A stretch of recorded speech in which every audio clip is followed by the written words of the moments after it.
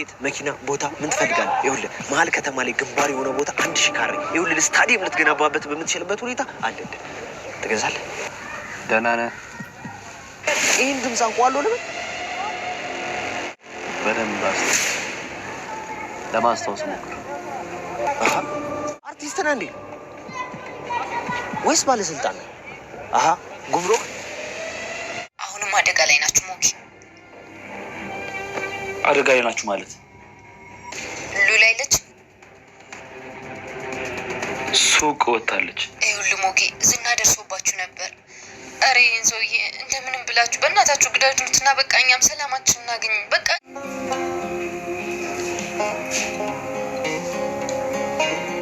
መርዞ ደላላው ዛሬ ትልቅ አጣብቂኝ ውስጥ ገብቷል ጋይስ እንግዲህ ማለት ነው። ወይኔ መርዞዬ እንግዲህ ፈጣሪ እሱ ይርዳህ እናቴ። መርዞ ደላላው ቤት ነው ፈልገው መኪና ምን የተባለ ነው የአዲስ መኪና ምንም 00 ያልተነዳ የቪላ ቤት ነው ኮንዶሚኒየም። ስንተኛ ፎቅ? 10ኛ ይሆንልህ 20ኛ ስንተኛ ይሆንልህ? መኪናው የሚሸጥ ነው አንተስ ምናምን እያለ መርዞዬ ሲቀባጥር ማለት ነው። እንዴት ነው? አረ ይሄን ድምጽ አዲስ አይደለም ማለት ነው። ወይኔ ዝና አበበ ደመሳ ልጅ ጋር ተገናኝቷል ዛሬ መርዞ ደላላው። ምን አዘዝብህ እናቴ እና ማለት ነው። ቤተሰቦቻችን ምን ይሻልሃል ምናምን እያለ ሲቀባጥር ይሄ ድምጽ አዲስ አይደለም። ምን አርቲስት ነህ እንዴ? ነህ ገቢዎች ነህ ወይስ ምንድነህ? ጉምሩክ ነህ ምንድነህ? ባለስልጣን ወለ ነጋዴ ምንድነህ? እያለ እንግዲህ ሲቀባጥር ነበር ማለት ነው ጋይስ። በመጨረሻ እስኪ አስታውስ ይሄን ድምጽ አታውቀውም እንዴ ምናምን እያለ እንግዲህ ዝና እናቴ ቀብረር እያለበት ነበር። ተንቀባረበትም አልቀረ። በመጨረሻ ቤተሰቦቻችን እንግዲህ በዝና ባበበ ደመሳ ልጅ እጅ ወድቋል ማለት ነው። ምን አማራጭ አለው ጋይስ? እንግዲህ ተፍ እያለ ነው አሁን። ከዝና ግራ ቀኙን አይቶ ማህሌት እንዳያችሁት ተሸሽጋለች የሆነ ቦታ ላይ ገመኪናው ወርዳ ተሸሽጋለች ማለት ነው። አሁን እንግዲህ መርዞ ደላላው እንደማንም ብሎ ግራ ቀኙን አይቶ ነው የቆመው። በርግጥ አሁን ላይ ማለት ልክ መርዞ እንትና ዝና መሆኑን ሲያረጋግጥ ግራኑም ቀኙንም አይቶ ምን አረገ መሰላችሁ? ቆመ ማለት ነው። ሰው አሁን ያለው አማራጭ እግሬ አውጭኝ ብሎ ማምለጥ በስ። ከዛ ውጪ ምንም አማራጭ የለውም። ከያዘው ዝና ያስረዋን። ከዛ በኋላ ስትገረፍ ታወራዋለህ። ደህና አድርጎ ይለበልበዋል ማለት ነው። ቤተሰቦቻችን ከተያዘ ደግሞ እንግዲህ እነ ሞገስም አደጋ ላይ ነው የሚሆኑት። ከባድ ነው ማለት ነው ቤተሰቦቻችን። ምክንያቱም ያው ስልኩን እንግዲህ ማህሌት ተሰጣው ነው መጀመሪያ ያወሩት። በመጀመሪያው ተስማምቶ ነበረ እንግዲህ ያው ብሩን እንሰጣለን ምናምን ሲለው፣ ግን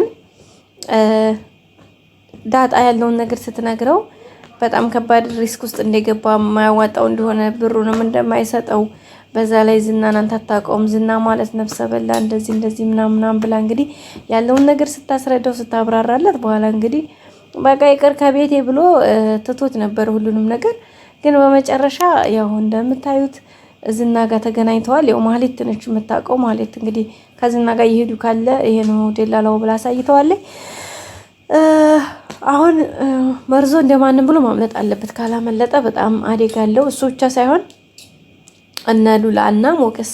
ምክንያቱም ለሞገስ ደግሞ ሉላ ደውላ ማነው ይቅርታ ዳጣ ደውላለትኝ ነበረና ያው መርዞ ደላላው እንደዚህ እንትን እንዲያለና ግን በመጨረሻ ሀሳቡ እንደቀየረ ድጋሚ ግን ያው እንደሄን ስራማ እንደማይሰራ እንደነገራት ነግረዋለች ማለት ነው። ግን ይሁንና እንጂ ማለት ነው ግን ይሁን እንጂ ሞገስ ተጠራጥሮ ነበር። አትመኙ ባክሽ አውቆ ሊሆን ይችላል ለማዘናጋት ምናምን ሲላት አይ አምነዋለሁ፣ ግን ለወደፊቱ መጠንቀቁ ጥሩ ነው። በዛ ላይ ደግሞ ሽጉጥ ይጣል አይደል እንዴ? ስለዚህ ምን ሞትም ርስት ነው እንግዲህ ከዚህ በላይ ለምን እንዳትፈራ እያለችው ነበርና ባክሽ ሉል አንቺ ማነሽ ዳጣ እሱን ሳይሆን የምፈልገው አሁን በዚህ ሰዓት ላይ መሞት ሳይሆን ማሸነፍ ነው የምፈልገው። ስለዚህ እንዲሞትማ በጭራሽ አልመኝም እያለ ነው የሚገኘው ማለት ነው ሞገስ በነገራችን ላይ ዛሬ ጊዜ ጀግና ሆኗል እኮ ጋይስ፣ ጀግና ሆኗል። እንደ በፊቱ እኮ እናቴ ናፈቅሽኝ አይልም ወይ? ዛሬ ጊዜ ጀግኗል ማለት ነውና ወንድ ወጥቶታል።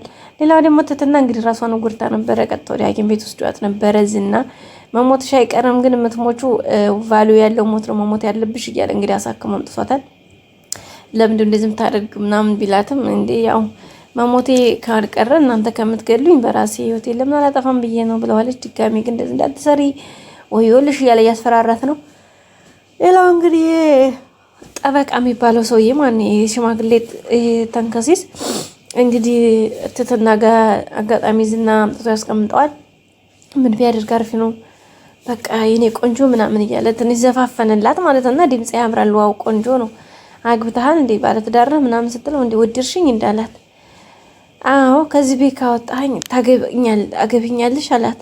ከዛ ከዚህ ቤት ካስወጣኸኝ አዎ አገባለሁኝ፣ ብቻ ከዚህ ቤት አስወጣኝ አለች። እሷ ህይወቷን ማትረፍ ነው የምትፈልገው፣ ከዝና እጅ እንደማንም ብላ ማምለጥ ነው የምትፈልገውና ግን እሱ ምንድነው ያላት? አይ መጀመሪያ ከማምለጣችን ከዚህ ከመውጣት በፊት አለ እዚሁ የሆነ ነገር ምናምን አፈር ብላ አንተ ቦልቴ ሽማግሌ ዝናም እንኳን ይሄን ያክል ጊዜ ቤቱ አስቀምጦኝ አንድ ቀን የሆነ ነገር ተመኝቶኝ ያውቅም። አንተ ምን ይሆን ቆሻሻ ሽማግሌን እያለችው ነበረ። እሱ መረበ ጭራሽ እንችንም ማጥቼ የሚሄድ አልችልም ብሎ እንግዲህ እጇ ላይ ሙጥኝ ብሏል። ዝናው ይውል መጣለ ዝና ነግሯለሁ ትሯለች። እንዲህ ለምን እንኳን አንዲ ዝና ስር ዝና ተናገሪ ማለት እንዲህ የሌለ እኮ ነው ደግሞ የሚፈራው። ውሸቱን እኮ ነው ጋይስ እርግ እንዲህ ዝና የሚፈራው በጣም የሌለ እኮ ነው የሚፈራው።